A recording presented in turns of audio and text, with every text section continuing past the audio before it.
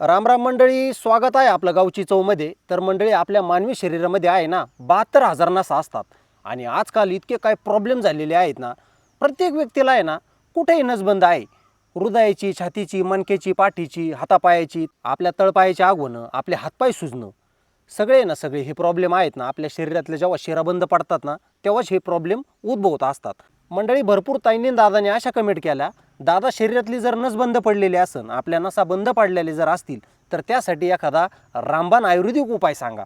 आणि मंडळी, मी गावची चव या यूट्यूब चॅनलद्वारे ना तुम्हाला एकदम सविस्तर माहिती देत असतो. आणि मी जो सांगतो तो जर तुम्ही उपाय केला, कितीही तुमच्या शरीरामध्ये ब्लॉकेज असू द्या, तुमच्या शरीरातील ब्लॉकेज तोडून काढणार आहे आजचा उपाय. मग शरीरामध्ये कुठलीही नस बंद पडलेली असू द्या, ती चक्क 10 ते 8 दिवसात मोकळी होणार आहे, कायमची मोकळी होणार आहे.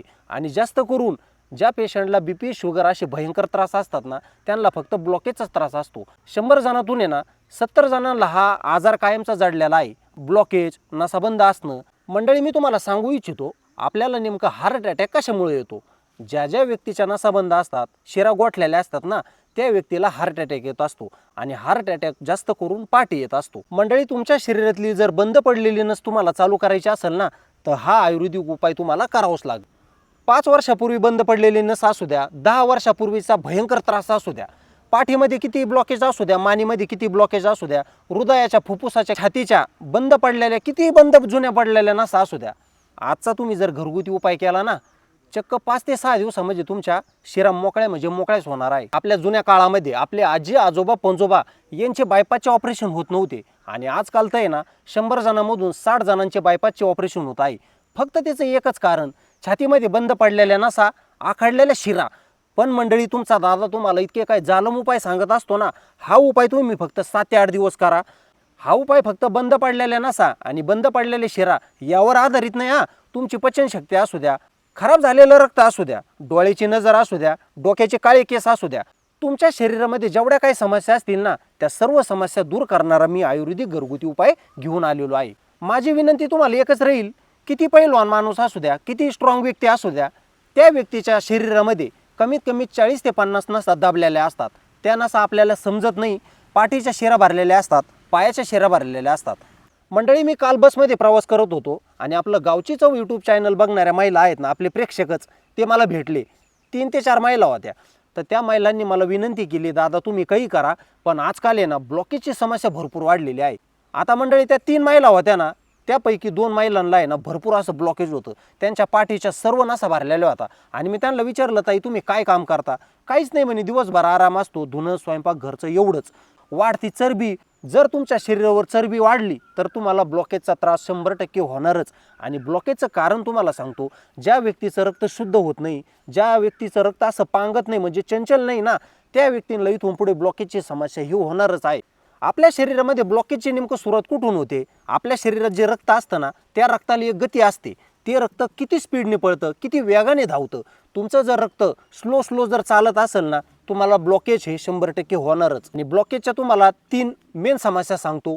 वाढती चरबी, फॅट वाढवणारे पदार्थ जसं की डायखरे असू द्या, बेकरीचे पदार्थ असू द्या, पिझ्झा, बर्गर असू द्या, असे जर फॅट वाढवणारे आपण जर पदार्थ खाल्ले ना, आपल्या शरीरामध्ये ज्या बंद पडलेल्या नसा असतात ना, त्या आणखीन नसा बंद पडतात. तुमच्या घरामध्ये वयस्कर माणसं असतील, महिला असतील, पुरुष असतील, त्यांचा भरपूर असा फायदा होणार आहे.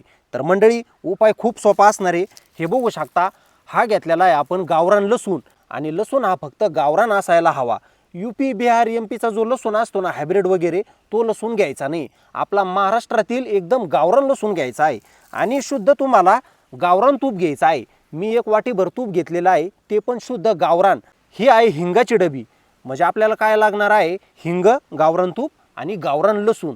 मंडळी, आजचा व्हिडिओ इतका काही शेअर करा ना, म्हणजे भरपूर महिलांचा, भरपूर पुरुषांचा फायदा होणारच आहे.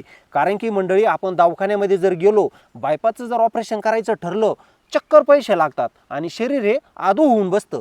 आणि मंडळी, हार्ट अटॅकच्या गोळ्या खातो तरी आपल्याला हार्ट अटॅक येतोच. रात्री येतो, पाठी येतो, दिवसा येतो, की येतो म्हणजे येतोच. कारण की तुमच्या जर बंद पडलेल्या नसा जर तुम्हाला मोकळे जर करायचे असतील, हा उपाय एकदम रामबाण असणार आहे. आणि ही एक संजीवनीच असणार आहे आपल्या शरीरासाठी. आणि आजचा उपाय कसा करायचा आहे, किती दिवस करायचा आहे, आणि ह्या वस्तू आपल्याला नेमकं सकाळी खायच्या आहे का संध्याकाळी खायच्या आहे ना, मी तुम्हाला सविस्तर सांगतो. भाग्यश्री, मी शेतामध्ये जाऊन तोपर्यंत सरपण घेऊन येतो.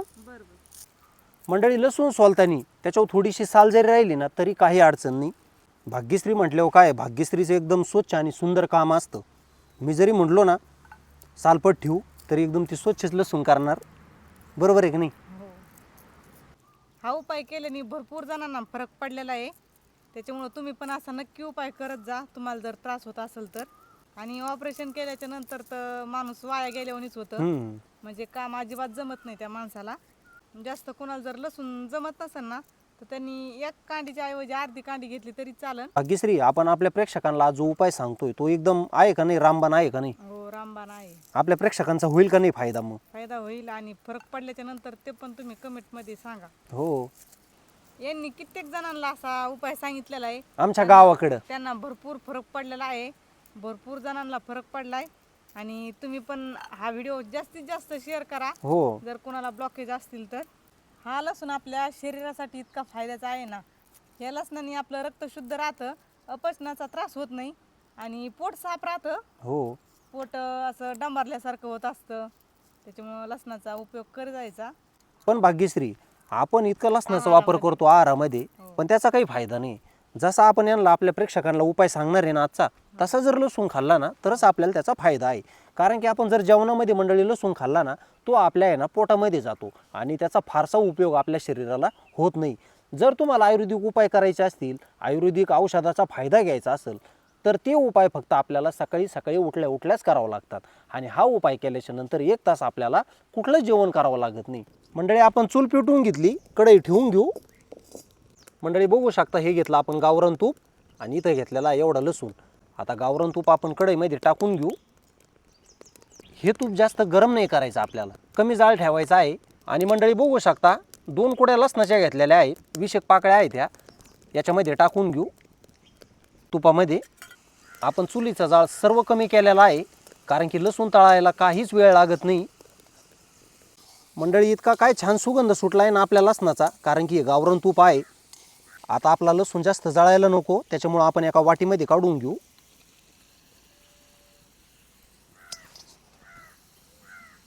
बघू शकता अशा पद्धतीमध्ये आपण लसूण काढून घेतलेला आहे. लसूण जळायला नको आपला अजिबात. इतका काय सुंदर शिजलेला आहे ना, अर्थातच तळलेला आहे ना आपलं लसूण. मंडळी बघू शकता इथं मी हिंग घेतलेला आहे. हिंग अगदी थोडा घ्यायचा आहे, बघू शकता. आणि आपल्याला ह्या लसणामध्ये टाकायचा आहे. एकजीव झाला पाहिजे हिंग, लसूण आणि आपलं तूप. आता याला आहे ना असं थंड होऊन देऊ. मंडळी बघू शकता मी एका ताटामध्ये पाणी घेतलं होतं, थोडंसं थंड करून घेतलेलं आहे. आता सकाळपर्यंत हे सगळं गुट होऊन जाईल, एकदम असं तूप तयार होईल. याचं थंड झालेलं आहे. आता याच्यातल्या 2-3 कुड्या काढून घेतो मी लसणाच्या. एवढं लसूण घेतलेलं आहे मी. आता मंडळी व्यवस्थित समजून घ्या, आपण लसूण, गावरान तूप आणि याच्यामध्ये हिंग घेतलेला आहे. तुमच्या फॅमिलीमध्ये जर 5 माणसं असतील, 3 माणसं असतील किंवा 10 माणसं असतील ना, 2 कुड्या लसणाच्या घ्या, थोडंसं गावरान तूप घ्या आणि अर्धा चमचाच्या थोडासा कमी हिंग घ्या. आता सगळ्यात महत्त्वाचं, भरपूर ताईन दादा कमेंट करतील की बा दादा लसूण जर जास्त खाल्ला तर जुलाब लागू शकतात. तसं काहीच नसतं, सगळ्यांना लसूण पचत असतो. आणि जर कोणाला लसूण पचत जर नसेल त्यांनी फक्त एकच कुडी खायची आहे सकाळी सकाळी. आणि ती एक सुद्धा कांडी जर पचत नसेल ना तर तुम्ही अर्धी कांडी खाऊ शकता. 2 दिवस अर्धी कांडी खा, तिसऱ्या दिवशी 1 कांडी ही लसणाची खाऊ शकता. तर बघू शकता आता